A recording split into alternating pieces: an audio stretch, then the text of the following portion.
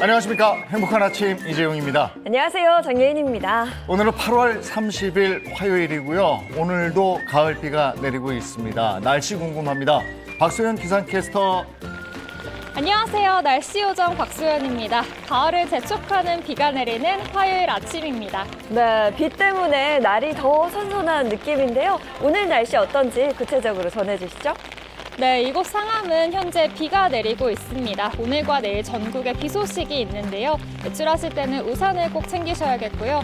비 때문에 기온이 더 내려가서 중부는 낮에도 종일 선선하겠습니다. 나오실 때는 가벼운 외투 하나 챙기시기 바랍니다. 현재 충남 북부와 경기 남부에는 호우주의보가 내려져 있는데요. 비구름이 동쪽으로 이동하고 있어서 호우특보는 충북 등 내륙 지역으로 확대되겠습니다. 내일까지 예상 강수량을 살펴보시면 중부지방에 많은 비가 예상돼 대비를 해주셔야겠는데요. 경기 남부와 강원 남부, 충청 북부와 경북 북동부에 최고 120mm 이상, 그 밖에 중부지방과 경북 북부, 전북 북부에도 최고 80mm의 많은 비가 예상됩니다. 특히 오늘 아침부터 오후까지는 수도권과 충남에, 낮부터 내일 새벽까지는 강원도와 충북, 또 경북에 천둥, 번개를 동반한 시간당 30mm 안팎의 강한 비가 내리겠습니다. 비 피해 없도록 각별히 주의하셔야겠습니다.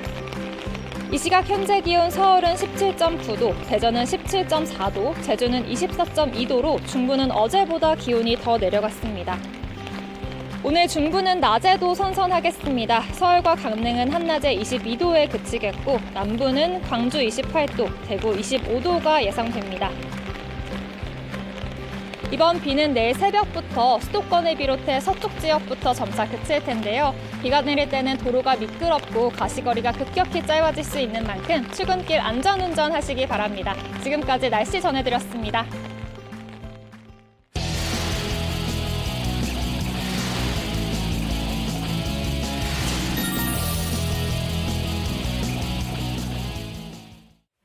화제 이슈를 발빠르게 전해드리는 모닝 브리핑 순서입니다. 이고은 변호사와 함께합니다. 어서 오세요. 안녕하세요. 네, 첫 번째 이슈부터 전해주시죠. 네, 첫 번째 이슈는요. 사망보험금 사기 사건 가해자 62%가 가족입니다. 29일 금융감독원이 발표를 했는데 최근 10년간 보험 사기 판결이 확정된 그리고 1억 원 이상의 고액의 보험 사기금을 편취한 31건을 분석해 보니까요. 그 주요 특징이 가해자 중에 약 44%가 피해자의 배우자인 것으로 나타났습니다. 그리고 그 뒤를 이은 것이요. 다름 아닌 부모가 11%를 차지를 했습니다. 쉽게 말하면 가해자 10명 중 6명이 배우자를 포함한 가족이라는 뜻인데요. 뿐만 아니라 그 뒤를 이은 것이 내연관계, 지인, 또 채권 채무 관계가 있는 사람들이 각각 8.8%를 차지했습니다. 이 뉴스를 들으니까 온 국민을 정말 충격으로 몰아넣었던 계곡살인 사건이 생각나는데요. 이 외에도 가족이 가해자였던 보험 사건이 또 있을까요? 네, 대표적으로 몇 가지가 있는데요. 2015년 이 농약 연쇄 살인 사건이 대표적입니다. 이 주부 A씨가 이 남편의 거듭된 사업 실패로 경제적인 어려움을 겪자 이 남편이 먹는 음료수에다가 맹독성 농약을 탄 거예요. 그래서 이 남편을 살해한 다음에 타낸 보험금이 4억 5천만 원이었습니다. 이 주부 A씨 사치로 다 탕진을 하고요. 그러니까 또 재혼을 합니다. 재혼을 해서 이 재혼한 남편에게 동일한 수법으로 농약을 또 먹여서 살해하고요. 그때 타낸 보험금 5억 3천만 원이었고 이 추가 보험금 때문에 덜미가 이제 밟힌 거고요. 뿐만 아니라 또 다른 사건이 있습니다. 2017년 모자 살인 사건이 있었는데요. 경제적으로 어려움을 겪던 자녀와 전 부인이 전 남편 B 씨를 상대로 B 씨가 사망할 경우에 14억 원 상당의 보험금을 탈 수 있는 보험계약에 가입을 시킵니다. 그런 다음 보험사에게 우리 남편이 또 그 물놀이를 하던 중에 갯바위에서 미끄러져서 익사했다라면서 보험금을 청구를 했는데요. 수사를 해보니까 이 모자, 이 전 남편 B 씨를 바닷가에 일부러 빠뜨려서 살해한 것으로 그렇게 밝혀지기도 했습니다. 야, 가장 믿고 사는 게 가족인데 네. 그 가족이 가해자다. 오. 정말 충격적인데 이 가해자가 가족이라는 점 외에 또 다른 특징이 나타난 게 있습니까? 네, 있습니다. 이 31것을 분석해 보니까요. 일단 직업적으로 주요한 특징이 있었습니다. 무직이나 일용직이 26.5%로 가장 많은 직업군을 차지했고요. 그 다음을 이은 것은 주부인데 23.5%를 차지했습니다. 또 가해자 연령에서도 주요한 공통적 특징이 있는데요. 60대 이상이 전체의 35.5%, 50대가 29% 등 고연령층에서 주로 발생한 것으로 나타났고요. 가해 수법도 주로 흉기나 약물 살해가 가장 많았고요. 추락사 등 일반 재해 사고를 위장하는 경우, 또 차량 추돌 등 교통사고를 위장한 경우도 많은 것으로 나타났습니다. 네, 그러면 대체 피해자들이 가입한 보험이 얼마나 되길래 이런 안타까운 일을 당하는 거예요? 평균적으로 피해자들은요, 사건을 당했을 당시 약 3.4건의 보험 계약에 체결됐던 것으로 확인이 됐습니다. 심지어 심한 경우는요, 20건의 보험 계약에 가입된 그런 피해자도 있었습니다. 그렇게 가입한 보험의 월 평균 보험료가 62만 원 정도였고요. 보험 가입 후에 평균 5개월 만에 사망사고가 발생했고 절반 이상은 계약 체결 후 1년 내에 사고를 당한 것으로 나타났습니다. 이 사망에 따른 지급된 보험금 평균 7억 8천만 원에 달했고요. 이번 분석 사건 중 약 22%는 수령한 사망보험금이 10억 원 이상인 것으로 밝혀졌습니다. 네, 든든하게 생각했던 보험금이 오늘은 무섭게 다가옵니다. 네. 다음 이슈 전해주시죠. 네, 다음 이슈는요. 베트남 항공사 트집의 한국인 피해 속출입니다. 29일 한 매체에 따르면요. 한국인 관광객들이 베트남의 현지 항공사에 코로나19 음성 확인서를 제출했는데 퇴짜를 맞고 브로커에게 뒷돈을 주고 어렵게 한국에 귀국한 것으로 알려졌고요. 이러한 피해 사례가 계속해서 잇따른 것으로 알려져서 논란이 되고 있습니다. 이번 사안은 입국 전 출발일 기준 24시간 내에 신속항원 검사를 받아야 된다라는 본국의 방역 관련한 규정을 악용했다는 점에서 우리 정부의 엄중한 대처가 필요한 것이 아니냐라는 지적이 나오고 있습니다. 코로나19 음성 확인서에 문제가 전혀 없었음에도 불구하고 베트남 항공사에서 거부를 했다는 건가요, 그럼? 네, 그렇습니다. 이 현지 매체에 따르면요. 현지 시간으로 지난 23일 하노이에서 베트남 저가 항공사인 이 B 여객기에 탑승하려던 A씨를 비롯한 일행 3명이 탑승하는 당일 오전에 대형 병원에 가서 코로나19 검사 받고 음성 확인서 받은 거예요. 그래서 딱 이제 출발 카운터에 가서 음성 확인서 제출을 했더니 이 해당 검사 방법이 인천공항 검역국에서 인정하는 검사 방법이 아니라면서 퇴짜를 넣은 거죠. 그러면서 내일 탈 여객기를 다시 알아보라라는 말을 들은 겁니다. 그래서 이 A씨 일행 강하게 항의를 했지만 뭐 통하지 않는 거예요. 그래서 좌절을 하고 그냥 발권 카운터로 가야 되겠다 가고 있는데 쓱 이 현지 브로커가 다가옵니다. 다가와서 돈을 주면 음성 확인서를 받아서 예정대로 여객기에 탑승할 수 있도록 해주겠다라는 말을 하는 거죠. 그러면서 제안한 게 1인당 검사비 100만 동, 택시비 100만 동 등 총 400만 동이 요구를 했다고 하는데 이 400만 동이라는 게 우리나라 돈으로 환산하면 23만 원에 달하는 큰 돈이었다고 합니다. 심지어 이분들, 이 A씨 일행들이 그날 오전에 왜 대형 병원에 가서 음성 확인서 받았다고 얘기했잖아요. 그때 지불했던 돈도 35만 동밖에 되질 않는데 여기서 이렇게 400만 동을 요구한 거죠. 어쩔 수 없이 이 A씨 일행은 급한 마음에 검사 받고 이 우회에서 검사를 받고 여객기 탑승했습니다. 근데 알고 보니 충격적인 것이 이들이 받았던 그 검사, 실제 검사비가요. 1인당 15만 동, 우리나라 돈으로 8,600원밖에 되지 않는 검사였다는 거죠. 예. 야, 이게 뭔가 이렇게 좀 냄새가 나는데. 네. 근데 국내 항공사에서도 인정했던 병원의 음성 확인서를 네. 베트남 항공사가 인정하지 않고 거부했다. 그다음에 이런 일이 일어났다. 네. 해당 항공사의 입장은 뭡니까? 이 베트남 현지 항공사인 B항공사는 말하기가 이런 거예요. 이들이 가져왔던 음성 확인서에 그 검사 방법엔 판비오라는 굉장히 생소한 단어가 들어있어서 우리가 이걸 인천공항 그 검역소에 물어봤더니 인정하기 어렵다는 답변을 들었다. 그래서 우리는 이렇게 조치할 수밖에 없었다라고 답변을 했는데요. 그런데 이 인천공항 검역소는 다른 입장을 내놨습니다. 그날 문제가 된 날 그 비항공사로부터 이 검사 방법을 인정하느냐라는 문의가 들어왔던 건 사실이지만 우리가 냈던 답변은 의사의 감독 하에 했다고 하면 가능하니까 승객에게 그 부분을 확인해달라고 요구를 했는데 이 비항공사가 그건 확인하기가 어렵다 이렇게 답변했다라는 거예요. 그래서 A씨 일행이 근데 가져왔던 음성 확인서를 좀 잘 살펴보면은 거기는 의사의 서명이 들어 있었습니다. 네. 그러니까 이제 관계자는 아무래도 사실은 비항공사가 현지항공사이다 보니까 현지 상황을 잘 알 것이라고 생각해서 거기서 어렵다고 하니까 우리도 어렵다라는 보수적인 답변을 내놓을 수밖에 없었다라는 말을 덧붙이기도 했습니다. 네, 뭐 서로 소통이 잘 안 됐다 하더라도 발권하러 가자마자 브로커가 다가왔다는 거. 그러니까. 이 부분이 굉장히 저는 의심적인 부분이거든요. 네. 이런 피해 사례가 분명 또 있을 텐데요. 네, 있습니다. 약간 사안은 다른데요. 디테일한 부분은 다르지만 이들이 문제됐던 A씨 일행이 문제됐던 사건 당일 오후에 한국인 커플도 베트남어로 된 음성 확인서를 가져갔다가 퇴짜를 맞고 또 재검을 받아서 어렵게 한국에 입국했던 그런 케이스가 있고요.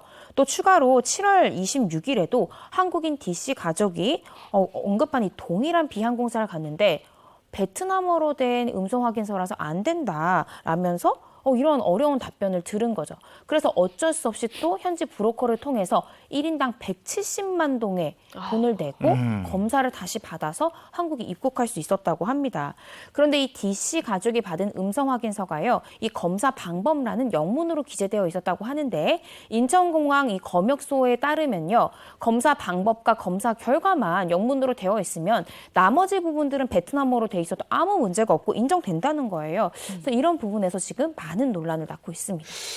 결과적으로 음성 확인서를 다시 안 받아도 되는데 네, 이렇게 네. 번거롭기도 하지만 뭔가 기분이 상당히 안 좋은 그죠. 이런 일을 겪게 됐고 이게 몇 건이 있다면 네. 우리 정부 차원에서 뭔가 조치를 취해야 되는 거 아닙니까? 네, 그렇습니다. 그래서 한국 대사관 조치를 좀 취했는데요. 최근 베트남 민간 항공청에 공문을 보내서 일부 베트남 측 항공사가 우리 정부의 지침을 제대로 이해하지 못해서 우리 국민들에게 불편을 끼친 사례가 다수 있다라는 취지의 공문을 보냈고요. 코로나19 검사 및 음성 확인서 발급에 지나친 비용을 요구하는 사례 신고도 다수 발견되고 있다면서 즉각적인 시정을 요구했다라고 합니다. 베트남을 찾는 우리 한국인들이 얼마나 많습니까? 네. 근데 이 코로나 검사 요걸 가지고 또 뭔가 이상한 짓을 또 해요. 네. 아이고 참. 자, 다음 이슈 전해주시죠. 네, 세 번째 이슈는요. 형의 시효 완성 느렸지만 SNS로 덜미입니다. 법원으로부터 징역형의 판결을 선고받고 확정이 되었는데 도망한 경우가 있습니다. 이때 형의 시효 완성으로 정말 영원한 도망을 꿈꿨던 여러 자유형 미집자가요. 검찰의 끈질긴 추적 끝에 8개월 만에 81명이 81명이 잡혔다, 검거했다라는 소식입니다. 이 울산지방검찰청에서는 최근 8개월간 이 실형을 선고받고도 형의 시효 완성을 노리고 도주한 자유형 미집행자 81명을 검거해서 형사사법 절차를 완료했다라고 29일 밝혔습니다. 아니 근데 공소시효는 들어봤는데 형의 시효 완성은 저는 처음 들어봅니다. 이게 대체 뭐예요? 네, 굉장히 생소하시죠. 네네. 공소시효라는 건 이제 검사가 법원에다 기소하기에 앞서서 그 기간이 남아 있는 걸 공소시효라고 하는데 형의 시효 완성이라는 건요. 법원에서 판결을 선고합니다. 그리고 판결이 확정되면 이 형을 살아야 되잖아요. 근데 이때 도망가 버리면 이 형의 집행을 이제 면제받을 수 있는 그 기간, 시효 기간이라고 이해하시면 좀 편할 것 같아요. 근데 이거는 판사님이 선고한 형의 종류와 형의 양에 따라서 이 완성되는 시효의 기간이 조금씩 다른데요. 사형의 경우에는 30년, 그리고 무기징역, 무기금고 같은 경우에는 20년, 또 10년 이상의 징역 또는 금고는 15년, 또 3년 이상의 징역이나 금고 또는 10년 이상의 자격정지의 경우에는요. 10년이 경과하면 형의 시효가 완성이 됩니다. 판결이 확정이 됐는데 도주해서 그 형을 피하겠다 이거군요. 네. 근데 그렇게 도주하던 사람 81명을 잡아서 네. 이 형사 사법 절차를 완료했다 이렇게 되는 거군요. 지금. 네, 그렇습니다. 이 형사 사법 절차를 간단하게 설명드리면요. 일단 수사를 하게 되고 수사를 하면 이제 검사가 기소를 하게 되고 기소하게 되면 재판이 열리죠. 그리고 재판에서 판사님이 판결을 선고하면 형을 집행을 합니다. 이 특히 수감 절차를 이제 피하기 위해서 이 판결을 선고받고 확정받은 이 수감자들이 도망하는 경우, 수감하기 전에 도망하는 경우가 발생하는데 이 검찰에서는 그동안 굉장히 다양하고 과학적인 수사 기법을 사용해서요. 이들을 검거하고자 굉장히 애를 써왔고 또 끈질긴 현장에서 잠복 수사를 통해서 이들에 대한 끈질긴 수사를 벌여왔습니다. 그 결과 8개월간 81명의 자유형 미집자를 검거하는 그런 쾌거를 거뒀고요. 이는 집행 대상자 104명 중에 아예 국외로 도피해서 집행 자체가 불능한 사람들을 제외하고는요. 집행률이 80%에 달할 정도로 엄청난 성과를 거둔 겁니다.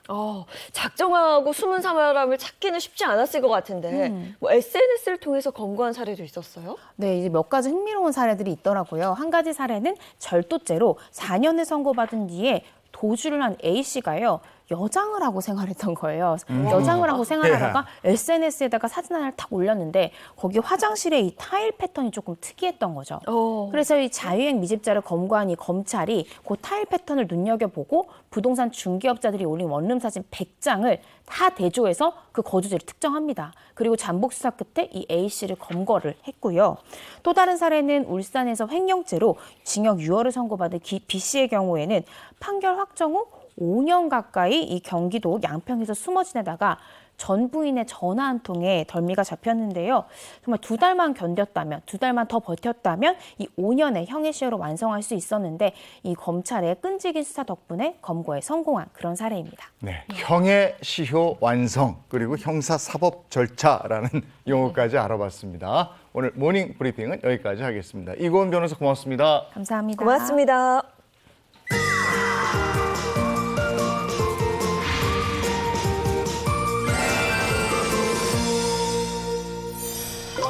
몸이 아프고 어디가 안 좋고 그러면 다행스럽게도 내 몸이 나한테 신호를 보내잖아요. 그렇죠. 그게 어떤 신호가 있을까요? 일단 통증이 굉장히 심하고 내 몸이 원래 해야 되는 제 기능을 못하는 그게 바로 신호 아닐까요? 근데 우리 몸의 어떤 부위는 90%가 망가질 때까지도 신호를 보내지 않는답니다. 그 침묵의 장기가 있는데 어떤 건지 한번 보시죠.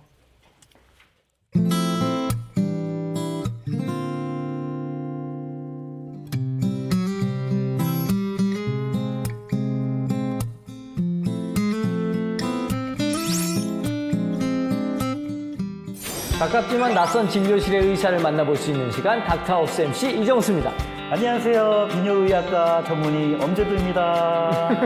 오늘은 신부전에 대해서 갖고 왔는데 이것도 굉장히 무서운 질병이죠. 굉장히 무서운 질병 중에 하나입니다. 네. 신장은 네. 별명이 침묵의 장기라고 돼 있습니다. 그렇죠. 우리 몸에서 이제 간도 침묵의 장기, 네. 뇌도 침묵의 장기, 네. 췌장도 뒤늦게 발견되는 침묵의 장기인데 신장 같은 경우에는 한 90%까지 기능이 손상되어야 증상이 도드라지게 나타날 만큼 뒤늦게 발견될 경우에는 치료가 굉장히 어려워지기 때문에 굉장히 이 신부전이라는 주제는 의사로서 굉장히 무겁고 어려운 주제 중에 하나입니다. 겁이 확 나는데 신부전 정확하게 어떤 질병인가요? 신장은 이제 혈액 속에 있는 노폐물을 걸러내주고 그래서 몸에 있는 전해질이나 미네랄들을 적합하게 남겨놓고 몸속의 체액 성분을 유지해주는 항성성을 담당하고 있는 기관인데요. 몸의 체액이라든지 전해질의 성분을 유지해야 되는 이 신장 기능이 점점 떨어지게 될 경우에 우리가 이제 신부전에 진입을 했다. 급성 신부전과 만성 신부전으로 이제 구분해서 진단과 치료가 필요하다고 보시면 되겠습니다. 그러면 이게 장기라는 게 어느 부위가 문제가 생기면 연속적으로 막 문제가 생길 수가 있잖아요. 네. 그러면 신부전이 오면 뭐 다른 장기도 위험할 수 있습니까? 가장 먼저 타격을 받는 것이 결국에는 간이랑 심장입니다. 부정맥이라든지 또는 심장이 급격하게 멎게 되는 심장의 정심정지, 의식이 흐려지면서 뇌에 영향을 미치는 거죠. 이거 너무 무서운데요? 네, 무섭습니다. 이게 신부전으로 인해서 이제 심장, 뇌까지 영향을 줄 수 있다고 하니까 아주 무서운 병이라고 생각되는데 이 신부전 발병하는 원인이 뭘까요? 크게 이제 세 가지로 예. 나눌 수 있겠습니다. 네. 첫 번째로 이제 신장 이전의 문제라고 한다면 대부분 이제 혈액량이 떨어지는 거예요. 예. 쇼크에 의해서 혈압이 갑자기 떨어지거나 뭐 탈수라든지 예. 구토랑 설사가 굉장히 심하게 되면 수분도 많이 빠지고 전해질도 많이 빠지게 돼요. 그래서 신장으로 가는 혈액의 양이 떨어졌을 때 그때 이제 신부전이 급성으로 생길 수가 있겠고요. 두 번째는 신장 자체의 문제에 의해서 생길 수가 있는 겁니다. 예를 들면은 신장암이라든지 아니면 다낭성 신장 질환이라든지 아니면은 당뇨병에 의해서 신장 자체가 망가지는 신장 기능 자체가 떨어지는 경우. 세 번째 이유가 이제 신장에서 소변이 만들어놨는데 이 소변이 원활하게 배출이 되지 않는 거예요. 모여서 집착되면서 팽창되면서 신장 기능을 야금야금 먹어 들어가게 되는 겁니다. 그럴 경우에도 이제 신부전이 생기게 되는 것입니다. 신부전이 생기는 다양한 원인들이 있네요. 예. 그러면은 신부전이 이게 증상이 어떤 게 있습니까?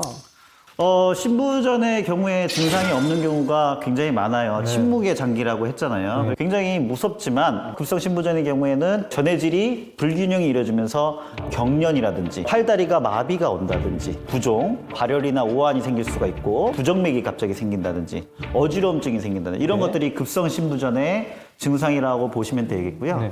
만성 신부전 같은 경우에는 굉장히 오랜 기간에 걸쳐서 생긴 거기 때문에 증상이 없는 경우가 많습니다. 굉장히 비특이전 증상이라고 보시면 되겠는데 얼굴 착색이 까무잡잡하게 변합니다. 그리고 기운도 없어 보이고 밥 먹는 게 잘 안 먹게 되고 그로 인해서 체중 감소가 6개월에 5kg, 6개월에 10kg. 소변에 혈뇨가 비치는 경우, 뭐 검붉거나 단백뇨가 소변에 섞이면서 거품이 많이 일어나는 경우도 있고요. 증상이 있다 하더라도 본인이 느끼지 못하는 비자각 증상도 굉장히 많은 편입니다. 역시 침묵의 장기라서 이게 정말 몰래 이렇게 다가오는 게 마치 도둑처럼 오네요. 자, 이제 조금 더 깊이 있게 비뇨의학과 Q&A를 통해서 알아보도록 하겠습니다.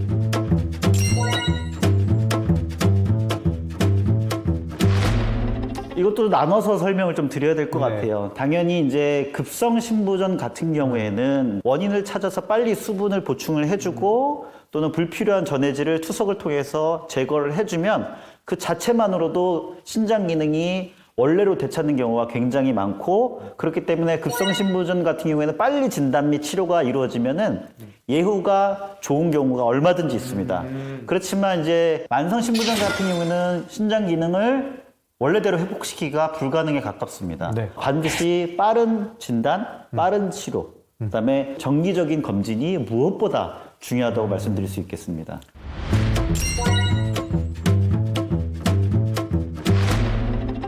신장의 가장 두 적이 나트륨과 칼륨입니다. 자극적인 음식으로 짜게 먹는 습관은 무조건 피해야 되고요. 바나나 같은 아보카도 이런 데에 이제 칼륨이 많거든요. 그래서 이런 음식들은 최대한 멀리 해주시는 게 좋겠고요. 단백질 또한 신장의 적입니다. 그래서 과도한 단백질, 운동한다고 막 먹죠. 신장 기능이 또 떨어진 분들한테도 단백질을 과도하게 섭취를 하게 되면 요독 증세가 악화되면서 굉장히 안 좋은 결과를 야기할 수 있겠습니다.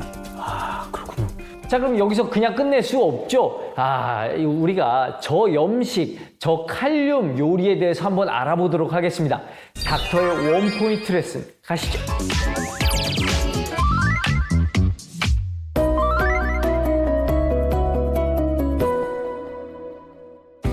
닥터의 원포인트 레슨. 자, 오늘은 어떤 요리를 소개해 주실 거죠?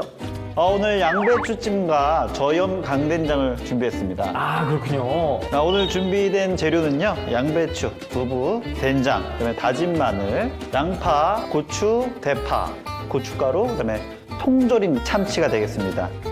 오늘 육수팩을 통해서 물을 좀 끓여서 육수를 좀 낼 거예요. 나중에 강된장을 만들 때 사용하는 거군요. 그렇죠. 좋습니다. 그럼 일단 넣어볼까요? 지금 이제 넣어서 이제 이걸 끓이고. 그럼 그 사이에 뭔가 좀 다른 걸 한번 해볼까요? 양파와 고추와 대파를 썰어가지고 먹기 좋게 좀 썰어 놓을 거예요. 알겠습니다.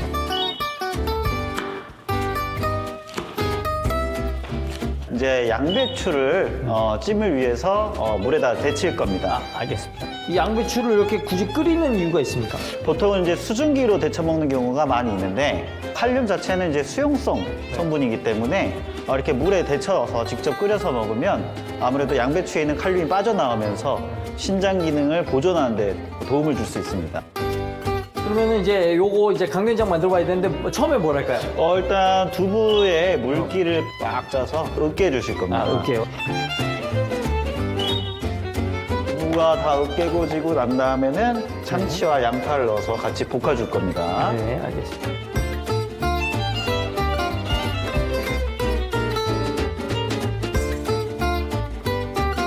보통 식사 1회당 200mg 이하가 저칼륨식이라고 보시면 되겠는데요. 통조림 참치 또한 저칼륨식에 포함된다고 생각하시면 되겠습니다. 자, 이제 요 정도 볶았는데요. 이제 어떻게 합니까? 육수를 일단 그 재료가 잠길 정도만 해서 네. 부어서 이제 같이 넣어주시고요. 된장과 고춧가루, 다진 마늘, 그다음에 고추와 대파를 함께 넣어서 물이 졸여질 때까지 충분히 끓여주시면 되겠습니다. 아, 그렇군요.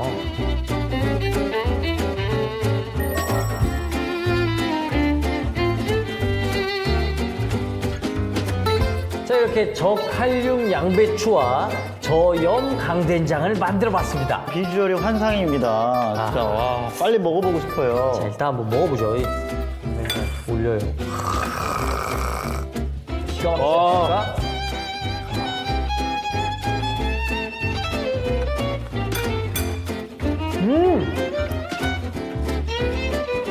맛있습니다. 이 신장 기능이 안 좋은 분들은 맨날 이제 저염식, 저나트륨, 저칼륨식 찾다 보니까 이렇게만 먹어도 전혀 질리지도 않고 맛있게 신장 기능을 유지할 수 있을 것 같아요.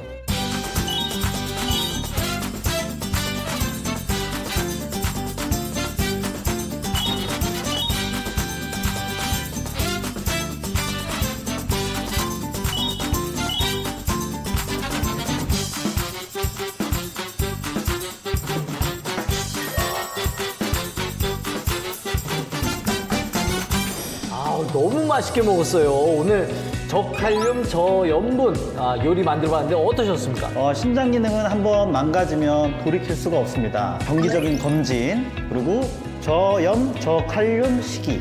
이 두 가지만 꼭 기억하시길 바랍니다. 네, 그렇습니다. 오늘 닥터하우스 여기까지고요. 다음 이 시간에도 알찬 정보로 돌아오도록 하겠습니다. 안녕히 계세요.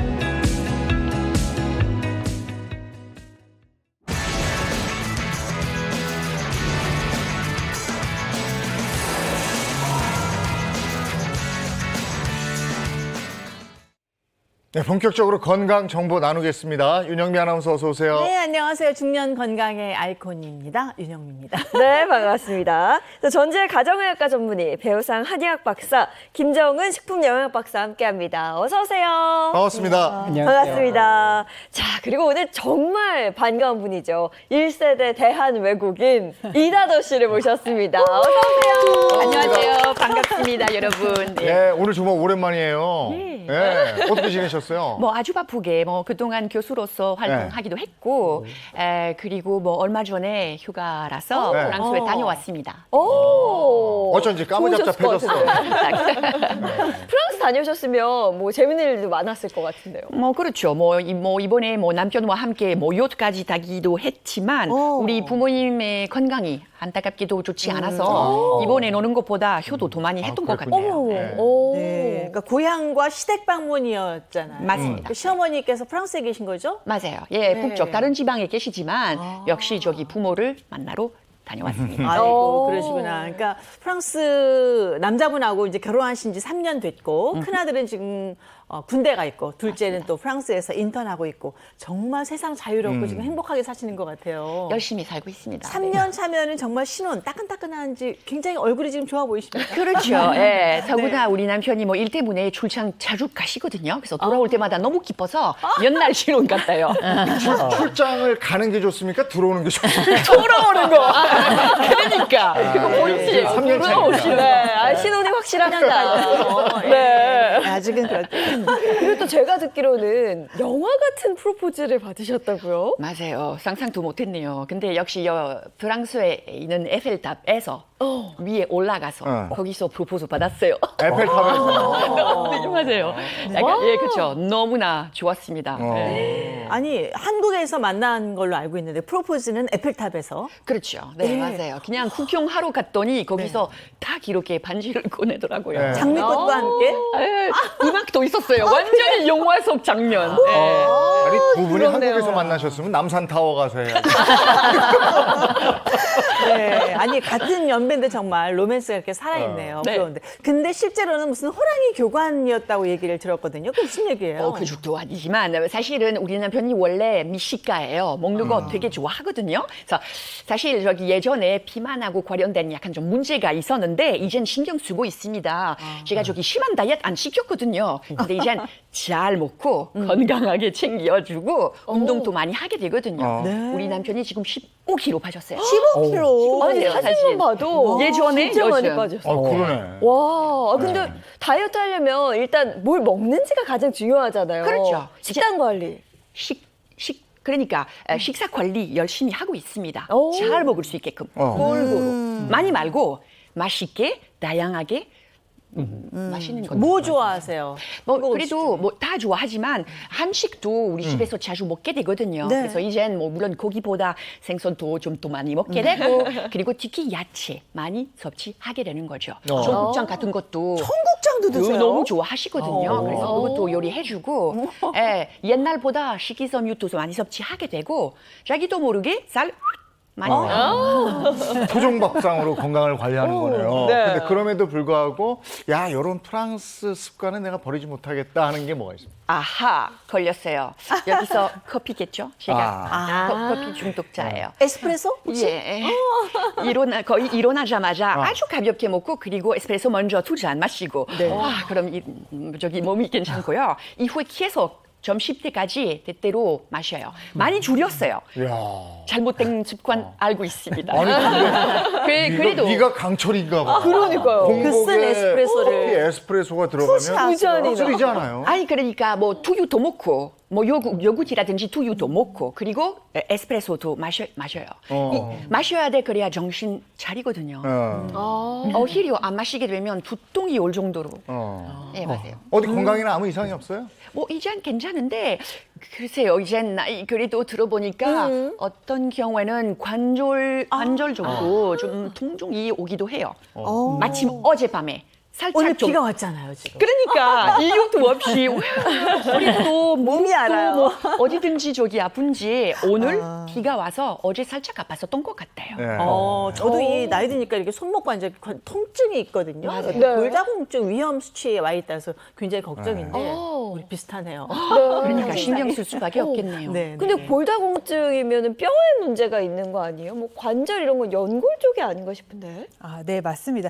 골다공증은요, 이제 우리 뼈의 주 성분이라고 할 수 있는 칼슘이 이제 과도하게 빠져나가면서요, 이제 골밀도가 약해지는 거죠. 우리가 흔히 알대로 이제 뼈에 구멍이 숭숭숭숭 난다 이렇게 표현하시는 걸로 대부분 다 알고 계시거든요. 갱년기를 앓고 계시는 여성분들의 한 60% 정도가요, 이 골다공증을 앓고 있다고 알고 있습니다. 이러면 이제 골절의 위험이 높아지는 건데 골다공증 이거 외에 또 어떤 증상이 있습니까? 골다공증은 제때 치료하지 않게 되면요, 통증도 나타날 수 있지만 허리가 구부러진다는 이런 신체 변형뿐만 아니라 무기력증과 같은 어떤 내과적인 질환도 나타날 수 있습니다. 근데 이게 골절 위험하다 얘기했는데 골절 중에서도요, 요쪽 엉덩이에서 다리로 이어지는 네, 네. 고관절이라고 고관절. 그러죠. 그렇죠. 이거 굉장히 중요하더라고요. 이게 상하게 되면 이거 대책이 없습니다. 자, 오늘은 그래서 얘기할 주제가 바로 이겁니다. 네, 오늘의 주제는요. 소리 없는 뼈도둑, 골다공증이네요. 네, 그렇습니다. 네. 골절에 의한 사망률이 암보다도 높다고 들었습니다. 네, 맞습니다. 이재용 MC가 말씀하셨던 것처럼 이제 고관절 골절을 말씀하셨잖아요. 고관절 골절이 이제 위험한 이유가 뭐냐면요, 한 번 골절이 발생하면요, 2차 골절이 발생할 위험이 굉장히 높습니다. 만약에 이제 2차 골절이 발생하게 되면요, 그 위험도가 이제 3배 이상 높아지게 되고요. 2차 골절이 발생한 이후에는요, 환자들의 사망 위험률은요, 일반인보다도 훨씬 높아지게 됩니다. 고관절 골절이 발생하게 되면은 1년 이내 사망할 확률은 15% 정도고요. 2년 안에 사망할 확률은 25% 정도고 5년 안에 사망할 확률은 45% 정도거든요. 이 수치는요, 보통 암으로 인한 사망률보다는 훨씬 높다고 보셔야 되겠습니다. 아니, 그게 바로 다 골다공증 때문이라는 거잖아요. 너무 맞습니다. 무섭네요. 그래서 제가 사진을 한번 준비를 했거든요. 사진 한번 보여주세요. 네. 한쪽이 촘촘한 숭숭 뚫리니까요. 구멍이 숭숭 뚫려 있네요. 그렇습니다. 왼쪽 사진 같은 경우는 정상인 경우고요. 오른쪽이 이제 골다공증 환자의 뼈 모양을 단면을 이렇게 잘라서 찍어놓은 사진입니다. 이 골다공증 환자는 뼈 단면 보시는 것처럼 구멍이 너무 크기 때문에 쉽게 부서질 것 같잖아요. 그래서 이런 경우에 질환이 있는 경우 정말 넘어지시거나 낙상을 하시게 되면 뼈가 으스러질 수 있습니다. 네. 그런데 이제 골밀도가 좋다고 하더라도요, 사실은 골다공증이 발생을 할 수가 있습니다. 그래서 최근 의학계에서는요, 골밀도 말고도 골 강도도 관리를 해야 된다는 게 최근에 핫 이슈고 이제 화두라고 볼 수가 있습니다. 실제 저희가 환자를 치료를 하다 보면요, 골밀도가 좋은데도 골절이 자주 발생하거나 아니면 수술을 했는데도 치료 회복이 좀 더디거나 이런 경우를 많이 보게 되거든요. 그 이유가요, 바로 골 강도 때문입니다. 골밀도는 우리가 흔히 알고 있기로 속뼈를 구성하는 칼슘이라든지 미네랄 등 이제 채우는 것들을 생각하시면 되겠고요. 골 강도는요, 우리 뼈를 구성하고 있는 겉뼈가 얼마나 단단한지 이거를 생각하시면 되겠습니다. 그래서 제가 준비를 했거든요. 앞에 한번 보실게요. 여기 보시면요, 이제 유리컵에 제가 이제 담아놨고 모래를 담아놨고 한쪽에는 비닐에다가 담아놨어요. 여기 보시면 둘 다 이제 속이 안에 꽉 차 있죠. 근데 보시기에 어느 쪽이 더 튼튼해 보이세요? 당연히 유리컵 쪽이죠. 네, 맞습니다. 그래서 제가 이걸 올려놓고요, 세게 한번 눌러볼 건데 비닐에 있는 거는 이렇게 세게 누르게 되면은 어떻게 됩니까? 세죠. 네, 이렇게 세게 되겠죠. 네네. 근데 유리에는 아무리 제가 자극을 줘도 네. 반응이 없죠. 네. 이런 것처럼 아무리 속이 꽉 차 있더라도요, 겉뼈를 이루는 강도가 얼마나 단단한지에 따라서 이 골다공증의 발생 위험이나 아니면 골절의 위험도 달라진다고 봐야 됩니다. 그래서 우리가 뼈를 관리하는 데 있어서 골 강도를 관리하는 것도 굉장히 중요하다, 이렇게 생각을 하셔야 되겠습니다. 아니 그러니까 그동안에 골밀도 얘기는 많이 들어봤는데 골 강도는 좀 생소했어요. 저도요. 네. 이 골강 얘기 처음 듣게 되는 거예요. 네. 그러니까 속을 채우는 것도 중요하지만 겉도 강해야 된다는 얘기인데, 골다공증이 진짜 위험한 게 이렇게 뼈가 부러지게 되면은 이게 움직이는 게 굉장히 쉽지 않잖아요. 그리고 그렇다 보면은 일단 건강이 또 이렇게 악화가 되고 네. 일단은 가장 먼저 너무 아프잖아요. 그럼. 그렇죠. 맞아요. 그리고 방법이 없잖아요. 사실은 치료하려면 기다릴 수밖에 없거든요. 다시 이렇게 생길 그렇죠, 때까지. 그렇죠. 상당히 많이 아프네요. 아니 그리고 나이 들면요, 기침하다가도 갈비뼈 부러지잖아요. 웃다가도. 그리고 여기 갈비뼈에 금 가거나 부러지면 방법이 없어요. 여기 기부스가 안 돼요. 그렇죠. 그냥 이러고 있어야 돼. 살아야 돼. 기다려야 되는 거고. 근데 숨 쉴 때마다 아프다고. 네. 그리고 저는 척추뼈 다치신 분 봤거든요. 근데 그분은 뭐 화장실 가기도 어렵고 진짜 생활 자체가 어렵다 보니까 기력도 떨어지더라고요. 그리고 골프 거리 내려고 그냥 막 그러다가 또 여기 금 가는 분들이 있어요. 그러겠죠. 저희 또 친한 분 중에 또 계시잖아요. 어깨 또. 네. 뼈 붙을 동안 오랜 시간이 걸리다 보니까 활동을 못하고 근육이 빠지게 되고, 그렇다 보면 기운이 없어지고, 이게 계속 좀 악순환인 것 같은데, 그렇기 때문에 저는 넘어질까 봐 운동 안 하고요, 그냥 살살살살 저도요. 원래 약간 좀 아무래도 치면서 많이 돌아다녔는데 이제는 신경 쓰게 되고 호흡들 쉬는 때도 신경 쓰게 되거든요. 작은 호흡으로. 아니 근데 그것도 맞는 게 어디 가다가 넘어질까 봐 걱정된다는 말이 저도 네. 옛날부터 등산을 좋아했으니까. 근데 요즘에 자꾸 등산하면 자빠져요. 얼마 전에도 넘어져서 요 왼쪽 손가락 이렇게 딱 짚다가 이게 아직도 이래요. 아직도 다 구부러지지 제대로 않는 안 거죠. 아. 아니 근데 거의 1년 됐는데도 이렇다. 이게 나이 들면 다 이렇게 뼈 걱정을 할 수밖에 없는 건가 그런가 봐요. 그렇습니다. 이렇게 나이가 드시면 하루하루 뼈 자체가 좀 약해지는데요. 특히 갱년기 이후가 되면 우리 여성분들 같은 경우는 최대 골다공증 위험군이라고 할 수 있습니다. 유병률 자체가 2.57배나 남성으로보다 더 높다라고도 하는 통계 결과도 볼 수 있는데요. 완경 이후에는 뼈의 연골이라든지 이런 쪽에 방패막이 역할을 했던 여성 호르몬이 급감하기 때문입니다. 그래서 실제 완경 이후에 5년 정도가 되면 전체 골량의 약 50%도 소실된다고 합니다. 그러니까 노화로 인해서 뼈다체가 문제가 생기게 되면요. 다시 젊은 나이로 돌아가실 수 없거든요. 골다공증 진단 받기 전에 미리 관리하고 예방하시는 것이 무엇보다도 중요합니다. 그러니까 여성 같은 경우는 아무 잘못도 없는데 그냥 나이만 들었다고 뼈에 구멍이 숭숭 난다는 거잖아요. 이거 정말 너무 속상해요. 근데 또 더 속상한 게 있어요. 뼈가 약해지는 것도 속상한데 이게 또 다른 질환을 부른다고 그래요. 네, 그래서 준비해봤습니다. 네. 골다공증이 부른 질환인데요. 자, 뭔지 하나하나 보도록 하죠. 첫 번째는 심근경색. 어머, 뼈하고 심근경색은 이게 별로 관련이 없어 보이는데 웬일이에요, 이거? 네, 근데 아쉽게도 관련이 있습니다. 우리 방금 이제 완경이 되고 나면은 여성 호르몬이 줄어든다고 말씀드렸잖아요.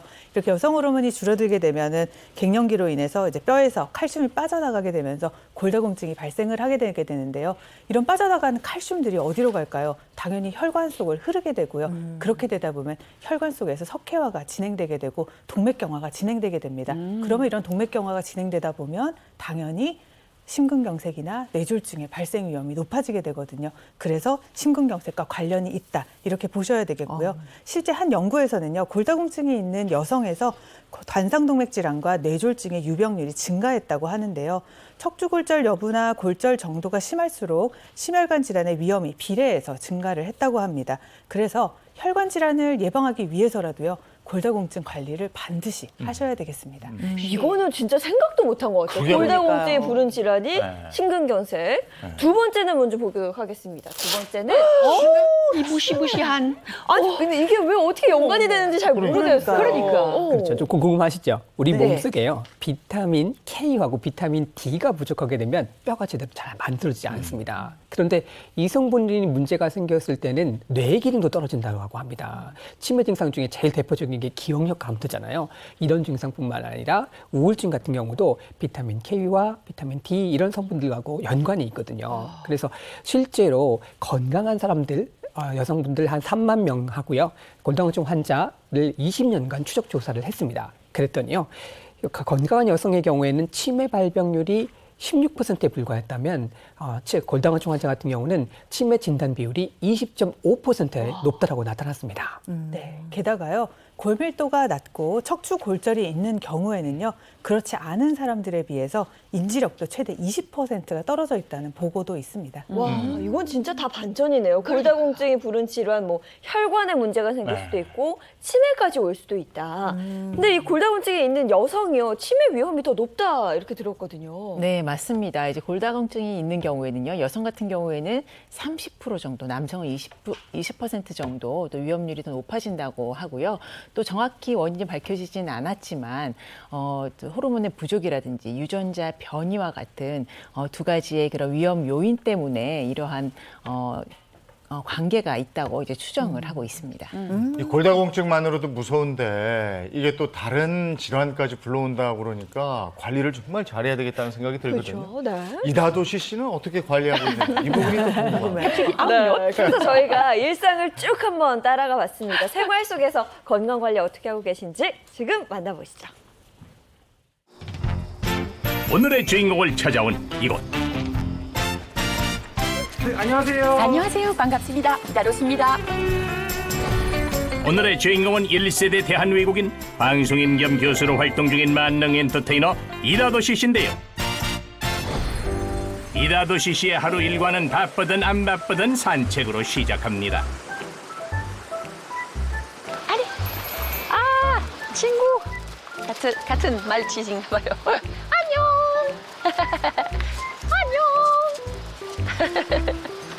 올라프예요.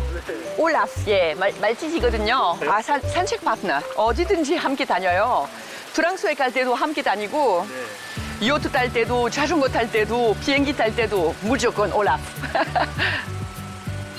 언제나 함께하는 파트너가 있어서 아침 산책길이 지루할 틈이 없겠네요. 물이 이렇게 흐르고 좋은 공기만 이렇게 섭취하면서 아침 일찍부터 운동하게 되면 하루 종일 기분이 좋아요. 진짜로 큰 도움이 되는 것 같아요. 아무리 피곤해도 우울하더라도 아침 일찍부터 이렇게 움직이게 된다면 기분이 무조건 좋아져요. 신선한 산소 많이 마셔서 그런지 모르겠지만 좋은 공기도 마시고 산뜻함도 얻지만 가끔은 귀찮기 마련. 하지만 매일같이 산책길에 나서는 이다도시 씨인데요. 글쎄요, 저기 이제 제가 50대예요. 53세. 50대 되니까 갱년기 시작하다 보니까 골다공증이라든지 뭐 이런 다양한 병 때문에 고생할 수도 있거든요. 그래서 신경 안 쓸 수도 없어요. 그래서 꾸준한 운동 그리고 건강한 음식 습관에 대해서 신경 씁니다. 네. 벌써 7,000명을 넘어선 나이, 갱년기 시작과 동시에 여러 질병이 찾아오는 것을 막기 위해 운동으로 관리 중이라는데요. 그리고 또 하나 식습관 관리도 철저하다고 하죠. 오늘 그녀의 건강 레시피가 모두 공개됩니다. 먼저 두부와 양파, 버섯 등 각종 채소를 썰어주는데요. 그리고 프라이팬에 달달 볶아줍니다. 과연 어떤 요리일지 기대가 되는데요. 뼈 건강에 대해서 신경 쓰려면 밥으로도 식사 준비하면서도 신경 쓸 수 있거든요. 물론 우유 많이 마셔도 되지만 한식에서도 칼슘 풍부한 것들도 있거든요. 버섯에도 칼슘 있고 배추에도 칼슘 풍부하거든요. 먼저 이 간단한 샐러드 준비할 거고요. 그리고 맨 요리는요. 프랑스식이에요. 기대해 주세요. 살짝 볶은 이다도시표 칼슘 가득 샐러드. 만드는 것도 간단합니다. 삶은 배추에 살짝 볶은 버섯과 양파를 넣고 거기에 두부까지 얹어주면 건강 만점 에피타이저가 완성됩니다. 서양에서 이거 샐러드식으로 먹어도 되고 한국에서 그냥 반찬식으로도 드셔도 되거든요. 근데 어떻게 보면 탄수화물, 단백질, 야채까지 있으니 균형 잘 되는 미니 샐러드 같기도 해요. 그대로 드셔도 돼요. 참 먹음직스러워 보이네요. 이번엔 프랑스식 메인 요리 차례 생선 요리를 준비했다는데요. 먼저 주 재료인 생선에 소금 간을 하고 노릇노릇 구워줍니다. 이것만 먹어도 참 맛있을 것 같은데 여기서 끝이 아니고 특별한 소스를 추가해야 완성이 된답니다. 프랑스에서도 마늘 많이 이용해요, 요리할 때. 그리고 여기서 특별하게 화이트 와인 살짝 넣겠습니다. 여기서 생크림, 파메산 치즈. 파메산 치즈도 칼슘 풍부해요. 게다가 아까 구운 알몬드.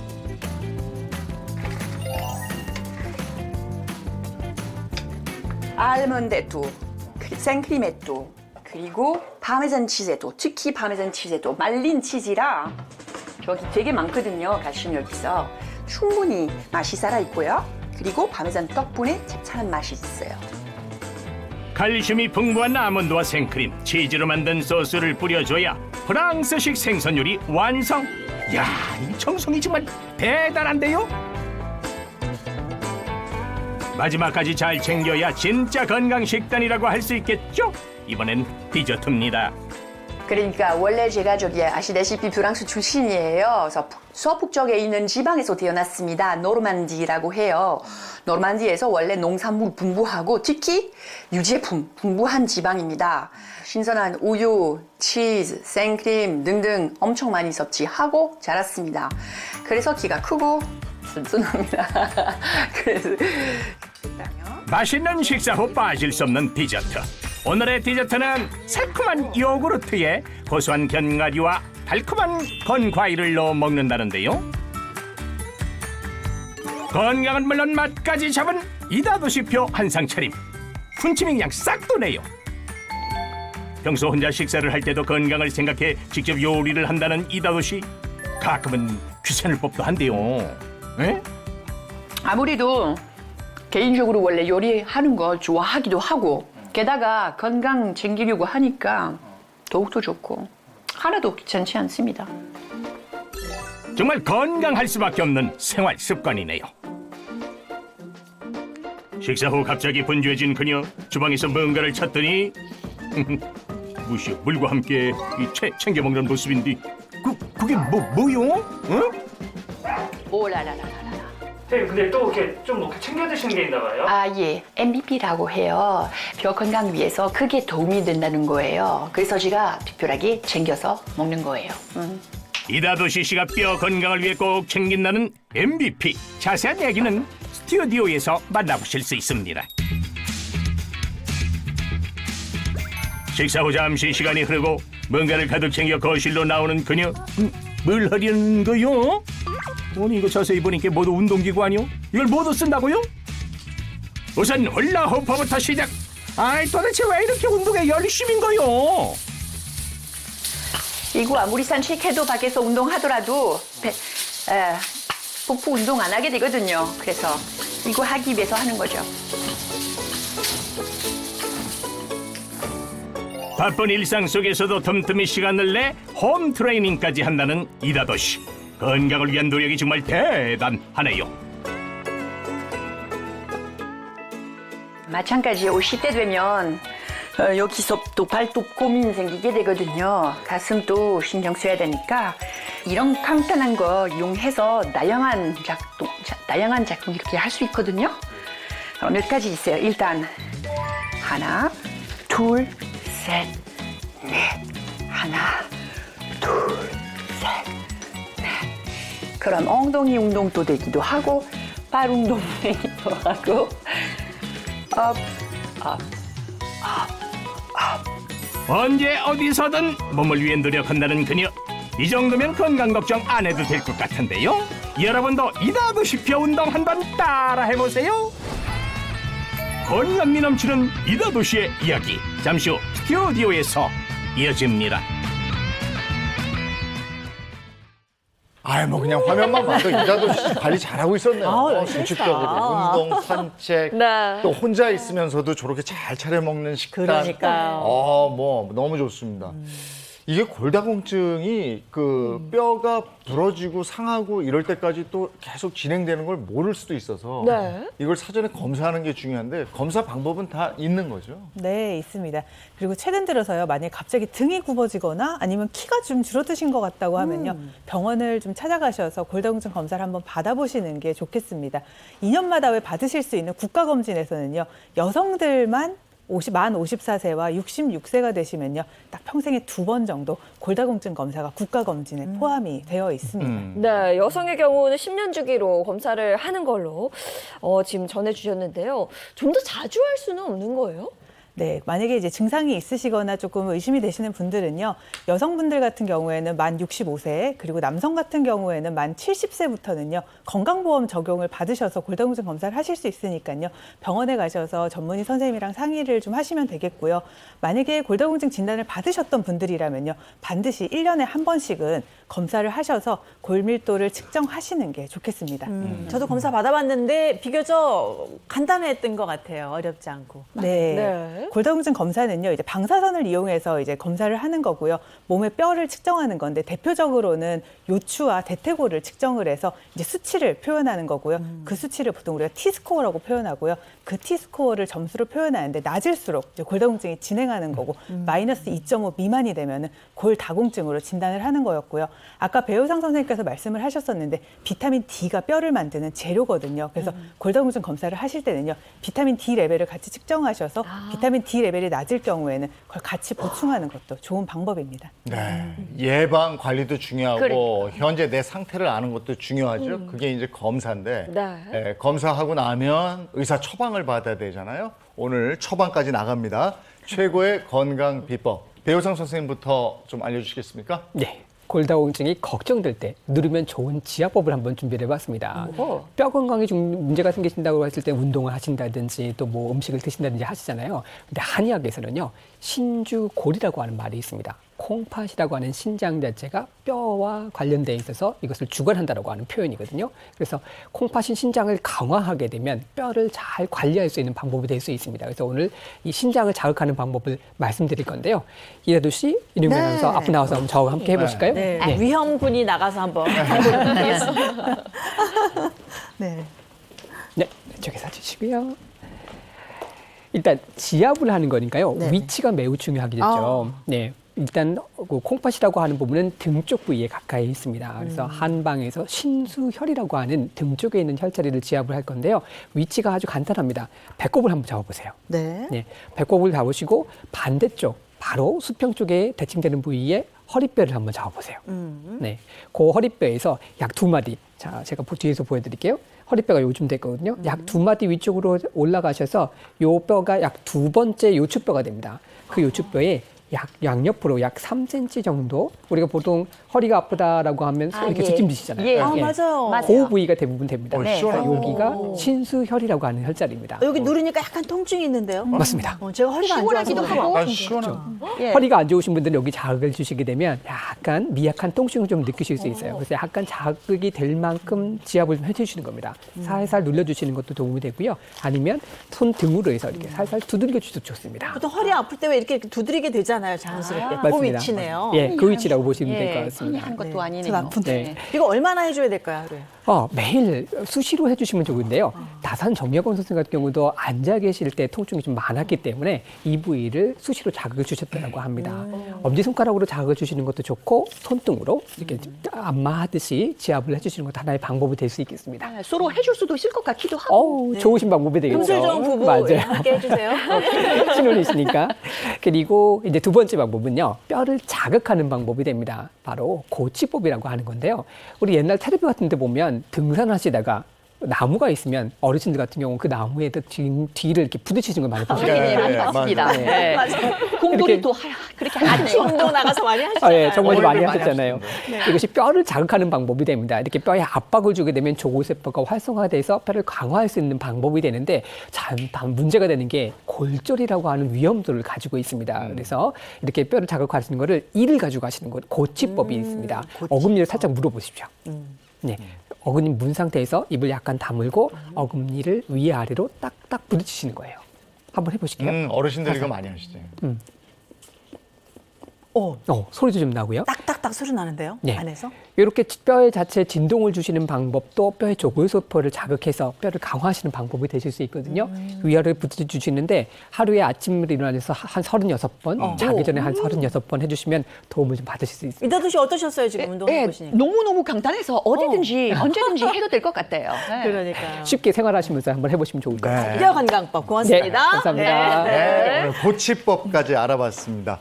건강을 위해서 이렇게 우리 몸의 부위를 눌러주는 것 그리고 고치법 중요하죠. 그리고 이렇게 했으면 이제 먹는 것도 또 중요합니다. 뭘 먹을까요 오늘? 네, 오늘 준비한 메뉴는요, 정말 간단하죠. 간단한 재료 준비했는데요. 독일식 적채 볶음입니다.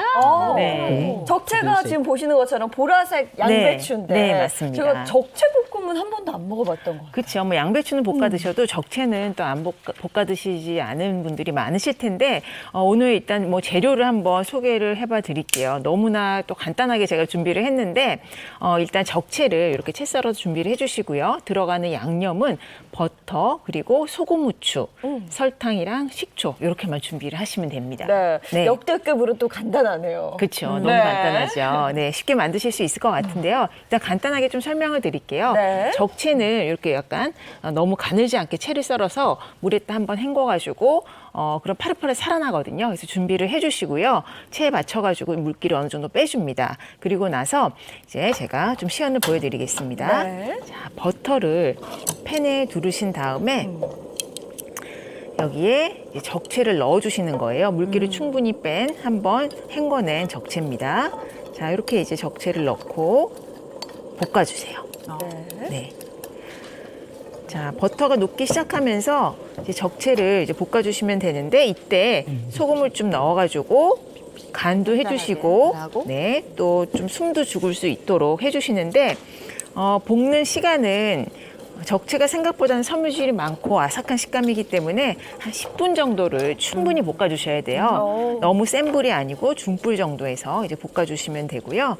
생방송이니까 15분 동안 또 볶고 있을 수는 없어서 제가 미리 볶은 거를 준비를 했습니다. 이걸 이제 볶은 거를 한번 보여봐 드릴게요. 네. 섞어서 준비를 했습니다. 확실히 숨이 완전히 죽었어요. 그러네요. 네. 숨이 심호흡 죽었는데 색은 또 그대로 유지가 되고 있죠. 이렇게 이제 충분히 숨이 죽었으면 여기에 이제 양념을 해주시면 되는 겁니다. 설탕 살짝 넣어주시고요. 네. 그다음에 식초를 넣어주세요. 식초. 예. 식초가 좀 특이하네요. 그렇죠. 왜 독일 요리에서 소시지랑 같이 양배추 절임도 많이 먹잖아요. 네. 맞아요. 이렇게 해서 요 요리는 이제 또 버터에 볶은 다음에 또 식감을 조금 부드럽게 해서 이제 식초를 넣고 새콤하게 한 후에 지금 이렇게 식초가 밑에 고이면서 수분이 나오잖아요. 네. 그거를 충분히 좀 날려주시는 거예요. 네. 양배추 많이 먹으라 그러는데 그냥 먹기는 좀 그렇고 맞아요. 이 방법 그쵸. 굉장히 좋은데. 맞아요. 네. 맞아요. 이렇게 이제 볶아주시다가 저희가 후춧가루를 안 넣었잖아요. 후추는 향을 살리기 위해서 맨 마지막에 이렇게 솔솔솔솔 살짝만 뿌려주는 네, 살짝만 아, 뿌려서 아보카도와 함께 먹어도 되겠네요, 보니까. 네, 그렇죠. 네. 또 미리 많이 만들어 놓으시면은 며칠 두고 드실 수도 있으니까요. 이렇게 만들어 보시면 좋겠습니다. 일단 버터가 들어가서 향이 너무 좋고. 네. 근데 저는 뼈 건강이라 그래서 뭐 소고기나 우유 이런 거 나올 줄 알았는데 적채가 실제로 도움이 좀 주나요? 어때요? 맞습니다. 이 대표적인 항산화 푸드인 적채 같은 경우는요, 시금치처럼 파이토케미칼 성분이 다양하게 많이 들어있는데요. 이 성분은요, 우리 몸속에 있는 염증을 좀 완화시켜주고요, 암 예방뿐만 아니라 세포 산멸에도 관련을 한다고 합니다. 또 100g당 약 40mg의 칼슘을 함유하고 있어서 꾸준히 드시게 되면요, 뼈라든지 연골을 강화시키는데 도움을 받으실 수 있습니다. 네. 그리고 칼슘뿐 아니라 골다공증 예방에 도움을 줄 수 있는 비타민 K도 함유를 하고 있고요. 또한 셀로라판 성분도 있는데요. 이거는 관절염, 염증을 완화시키는 데도 도움을 줄 수 있습니다. 네, 뼈 건강에 도움을 주는 독일식 적채볶음 완성이 됐습니다. 제가 이다도 씨께 한번 네. 맛을 보겠습니다. 색깔이 일단 너무 예뻐요. 빵하고 이거 괜찮겠다. 그러니까 색깔이 너무 예뻐서 그러니까요. 맛을 봐도 되겠죠? 오케이, 갑시다. 그 버터 향이 일단 너무 좋아요. 아, 또 국수 같아요. 어때요, 맛이? 어때요? 식초가 들어가 새콤할까요? 살짝만 하고요. 아. 달콤하면서도 저기 아삭아삭해서 되게 좋고 네. 먹기가 부담 없거든요. 저는. 너무 맛있어요. 그러니까 맛있고 우리 뼈에도 도움이 된다니까. 근데 이다도시 씨는 이런 식단 외에도 MVP라는 걸 드신다면서요? 그렇죠. 맞아요.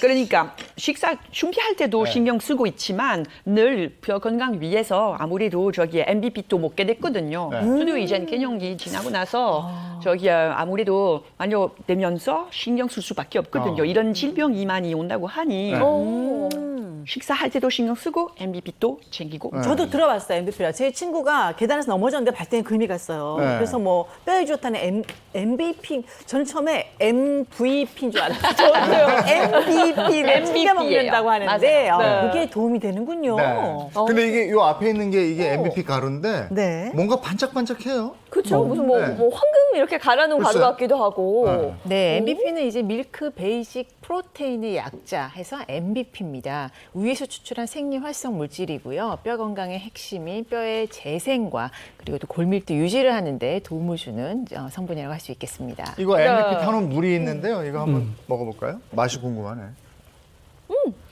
그냥 별 맛이 느껴지지 않는데요? 부담스럽지 않은데요. 그렇죠. 네, 알맹이로 먹어도 되기도 하고 이런 식으로 먹어도 되기도 해요. 네. 그냥 많이 타놓고 집에서 그냥 수시로 먹으면 어떨까 싶네요. 그렇죠. 네. 아 근데 한마디로 MVP가 뼈 노화를 막는데 도움을 준다는 거네요, 그럼. 네, 맞습니다. 뼈에는 이제 파골세포, 조골세포 이런 것들의 균형이 되게 중요하거든요. 이 MVP가요, 뼈가 잘 만들어질 수 있도록 뼈의 파괴와 형성을 잘 원활하게 하는 그런 역할을 하는 겁니다.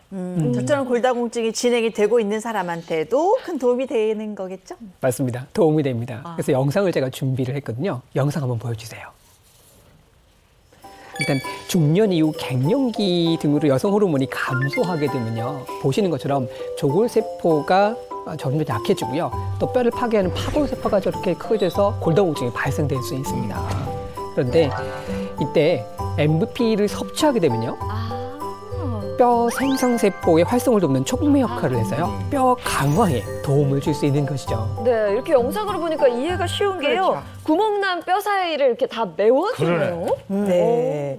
맞습니다. 이제 실제로 구멍이 숭숭 뚫린 묵은 토끼뼈예요. MBP를 투여를 했더니요.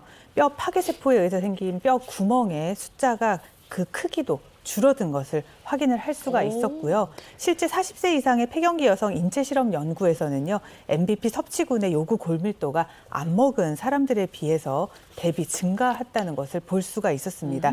그리고 인체에 적용한 연구에서도요, 평균 나이 21.3세의 여성이 성인 여성들에게 6개월간 MBP를 섭취하게 한 결과 대조군에 비해서 요추 골밀도가요, 약 12배 증가를 했다고 합니다. 그 정도예요. 그렇구나. 근데 MBP가 우유에서 채취한 그 생리활성 물질로 알고 있는데 뭐 그렇다면 좀 우유를 많이 먹으면 되지 않을까요? 네, 원래 저도 보통 이제 우유에서 추출한 성분이기 때문에 MBP를 우유를 먹어서 한번 채워볼까라고 생각을 하시는 분들이 많으실 거예요.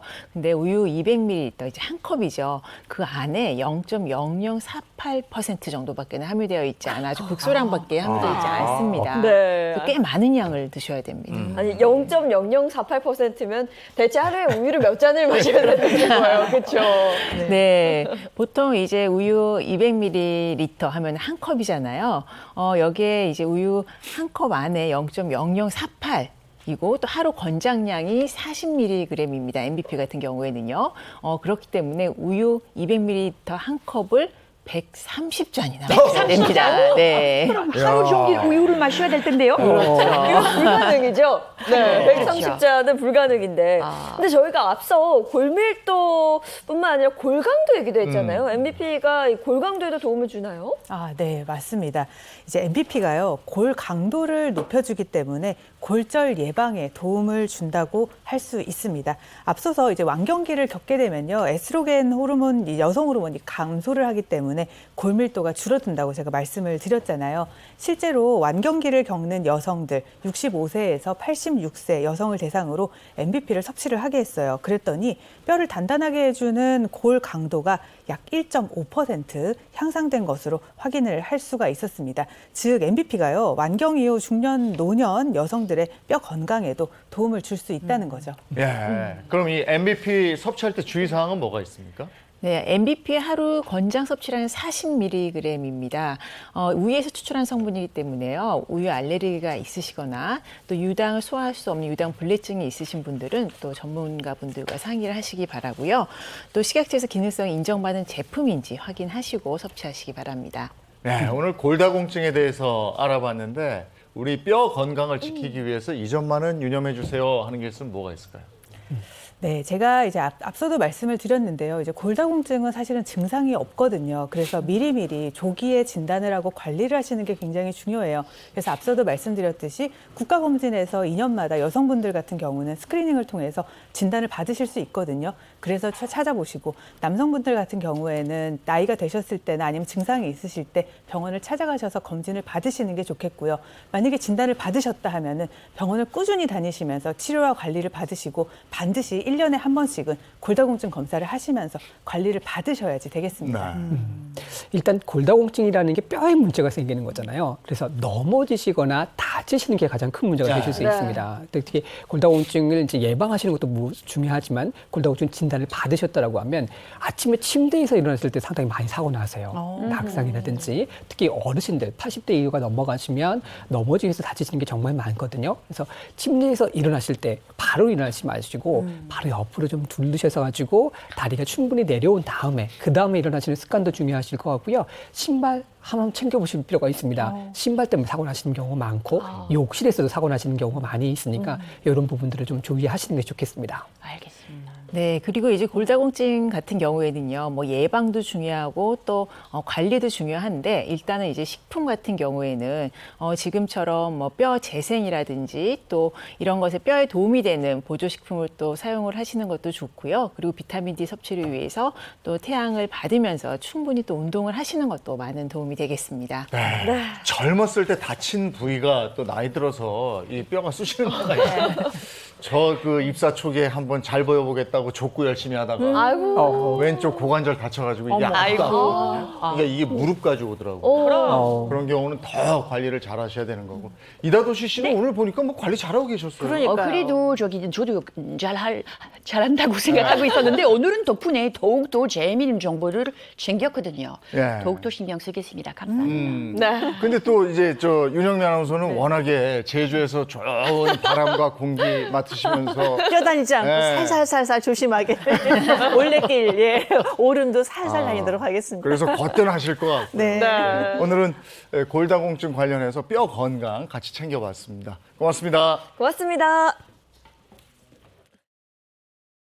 가을비가 제법 내린다고 그래요? 내일까지도 온다고 그러는데. 네, 비의 양이 꽤 많다고 들었습니다. 얼마 전에 비로 인한 피해도 많이 입었었잖아요. 네. 대비 철저히 하시기 바랍니다. 좋은 하루 보내시고요. 저희는 내일 아침 7시 30분에 돌아올게요. 행복한 아침, 행복한 하루 되십시오. 고맙습니다. 고맙습니다.